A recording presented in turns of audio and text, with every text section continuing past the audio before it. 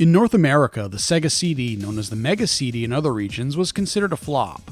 It didn't sell very well, and when you factor in the $300 price tag and a catalog of mostly full-motion video games and slightly enhanced Genesis ports, it's hard to imagine that it could have succeeded. Because of this, there were many very good games for the system that fell under the radar, but the one I'm taking a look at in this video is Robo Aleste. This is a vertically oriented shooter that was developed by Compile. Compile is the creator of the Puyo Puyo series, which they eventually sold to Sega to try and prevent going bankrupt in the late 90s. Compile is also known for some great games on several consoles, such as Govelius: The Valley of Doom on the Sega Master System, The Guardian Legend for the NES, and Devil's Crush for the TurboGrafx 16. But Compile is probably most well known for their Aleste series. Unfortunately, most of the Aleste games were localized without the Aleste title attached to them. Aleste 1 and 2 for the Sega Master System were brought to North America and Europe under the title Power Strike. The highly sought after and insanely expensive 16-bit titles also got name changes. Super Aleste for the Super Famicom came to the SNES as Space Megaforce, and M.U.S.H.A Aleste was just called M.U.S.H.A. Robo Aleste would be the last game in the Aleste series to be released outside of Japan, and the only one to use the Aleste name in the title. This was a pretty fun game to play and worth checking out. Sadly, the game doesn't really get the credit it deserves due to most people comparing it to M.U.S.H.A, which is about as good as you can get with the 16-bit era shooters. I've never really played much of M.U.S.H.A since it's not a game that I own or one that I can justify paying for at its current price. After finishing Robo Aleste, I fired up M.U.S.H.A on my EverDrive so that I could compare the two. Honestly, M.U.S.H.A is indeed a better game overall, but that doesn't make Robo Aleste a bad game. If you were to rank M.U.S.H.A as a 10, Robo Aleste would likely fall in the 8 range. That's not bad, and I feel like Robo Aleste gets a very undeserved bad rating by many people as a result. Robo Aleste was published in North America in 1993 by Tengen, and they did a pretty good job. The game's difficulty was rebalanced to make it a little bit easier, and roughly 5-second partial nude scene in the mid-game cutscene was edited out of this version. Outside of that, upon beating the game, a bonus menu is unlocked. Selecting it in the Japanese version displays some original art, but apparently that's missing on the Sega CD version and crashes the system when you try and access that menu option. The story is an alternate take on Japanese history, taking place in the mid-16th century during the Sengoku period, and even includes fictional versions of some of the real Japanese warlords of the time. The story centers around a fictional character, Kage Okami, who is a samurai serving Oda Nobunaga. An alliance is formed against Nobunaga, led by Takeda Shingen and others such as Imagawa Yoshimoto. Unlike real history, Westerners arrive in Japan with their steam and electric-powered airships and powerful mech suits, which were all the rage in 16th century London. The Japanese warlords quickly adopted this technology, and the war would transform from hand-to-hand combat to mid-air laser battles. The plot develops as you proceed through the game. You start the first level getting a distress call from your master Nobunaga, indicating his sanctuary is under attack. As you proceed further into the game, you learn that the Anti-Oda Alliance is being supported by an alien force from another dimension. By the time that you reach the end of the game, you learn of the origin and reason for this attack, and in quite possibly the most insane plot twist imaginable. You take control of Kage in the Aleste armor suit in this vertically scrolling shooter. The game shares many of the same common elements of the entire series. You start off with a rapid-fire main weapon that shoots forwards, as well as a helper option on each side. You can charge up the helpers and launch them away from your character, causing damage to enemies on screen. Your main weapon is a single bullet, and to power it up you need to collect capsules that are dropped from certain ships throughout the game. Powering up your main weapon will increase the rate of fire, as well as add more side-by-side shots at the same time. In addition to these weapons, you can pick up one of several secondary weapons dropped throughout the stages. These include a rotating shield that will target and destroy enemies that get close, laser beams, cluster bombs, and a spread shot of shurikens. The secondary weapons start at strength 0 and can be upgraded all the way to level 4 by picking up that weapon's icon multiple times. If you pick up a different secondary weapon, your weapon level stays the same. This is actually pretty frustrating when trying to level up a particular weapon because it's really hard to avoid weapon pickups, which stay on screen for a long time. The weapon drops always occur in the same parts of the stage, but the type of weapon itself is completely random. The game might drop the one you want, but it's far more likely that it'll drop one that you not only don't need, but might hinder your progress. At least your weapon level stays the same, and doesn't reset to 0 when you grab a different weapon. This is a one-hit death game, but you'll start right where you died with no interruption of the gameplay. I really appreciate when games do this and forego sending you back to the checkpoint. Both your main weapon and sub-weapons will drop 1 level each upon death, which is great because you don't feel overwhelmed and helpless after dying. If you die on your final life, the game is over. You can continue infinitely, but for some reason you're not presented with a continue or end option after dying. The game will seemingly reset, and once you get back to the title screen, you'll see the continue option, assuming that you got at least a level 2. This confused me at first, and made me think that there were no continues at all, since the first time I played the game I didn't progress past the first level. This could have definitely been handled better. While you're on the main menu, you can enter the options menu. There's not much here, but there is a difficulty setting. The options are easy, normal, hard, and cruel. The interesting thing is that you can change the difficulty mid-game, so if you've gotten to a section that's too difficult for you, or you're finding the game too easy, you can adjust it in between continues. Also here is the sound test, which is great since some of the CD quality music is amazing. Every game should have a sound test like this. While you're playing the game, you have the option of choosing the speed of your character. I almost always kept the speed at 5 of 8, though I found that some bosses, especially the final boss, required my speed to be turned way up. I find it really difficult to progress with your speed set really high due to how large your character's hitbox is.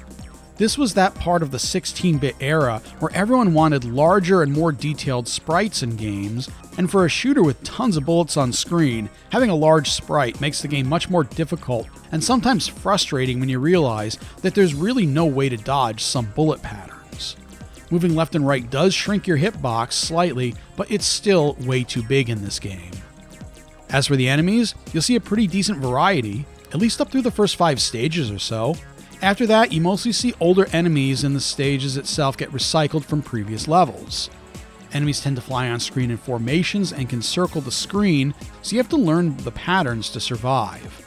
On top of that, some enemy formations will enter the screen from the bottom, which led to many deaths for me.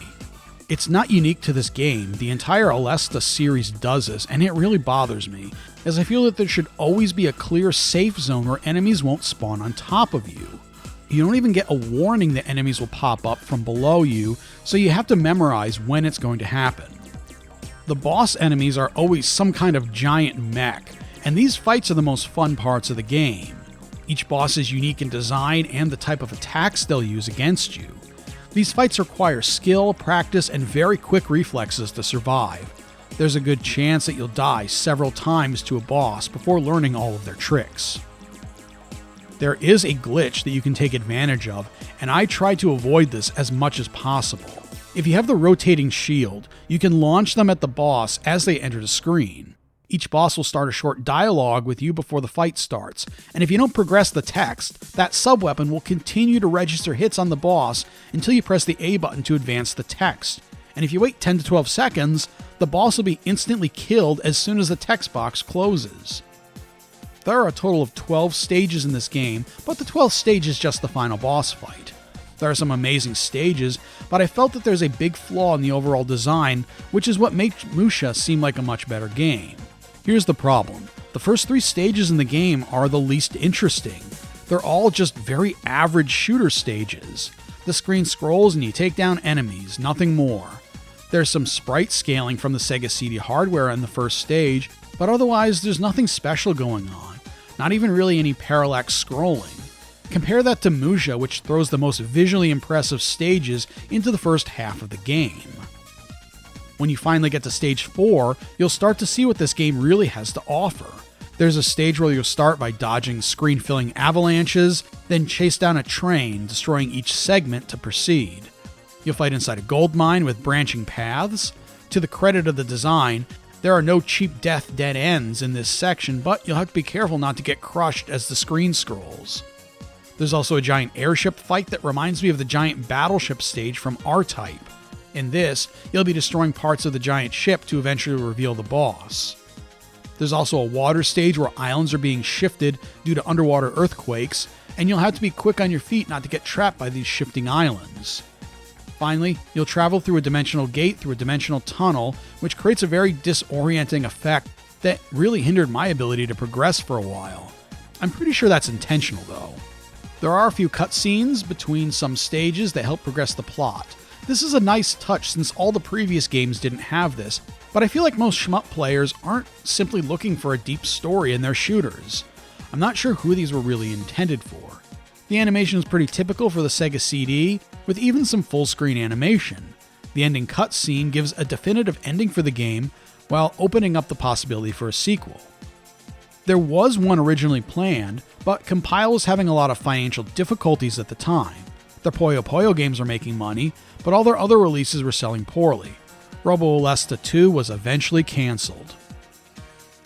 The graphics range from average to amazing depending on what stage you're looking at. The first 3 to 4 stages are very plain with no parallax scrolling, except for the second background layer used for some cloud coverage. Even special effects are kept to a minimum until the later stages. The thought might have been to build up the level of effects as the game progressed, but this made the early stages look worse than other games on the Genesis and Sega CD. Thunder Force 3, 4, M.U.S.H.A, and Sylphid, which were out at the time, all looked much more impressive if all you looked at were the early stages of Robo Aleste.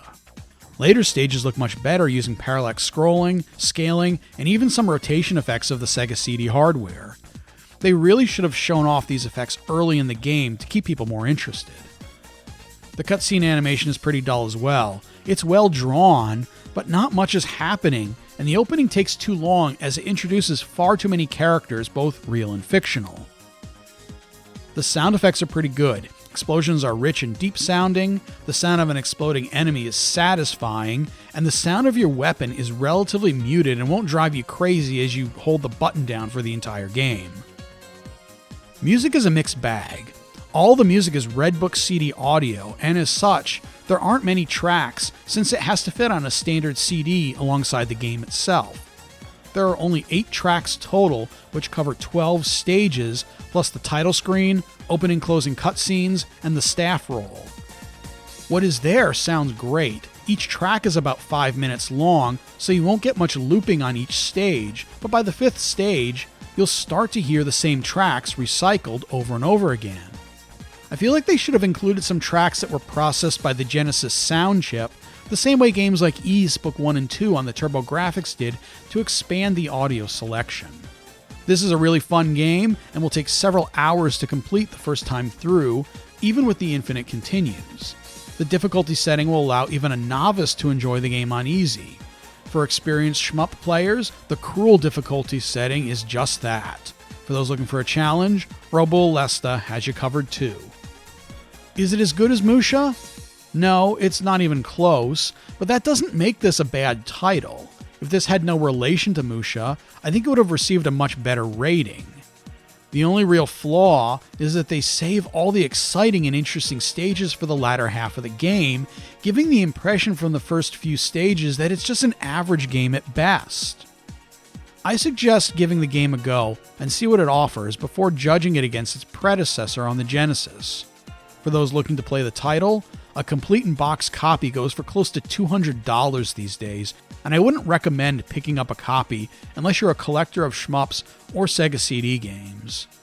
There are numerous ways to emulate this, either on a computer or a flash cart.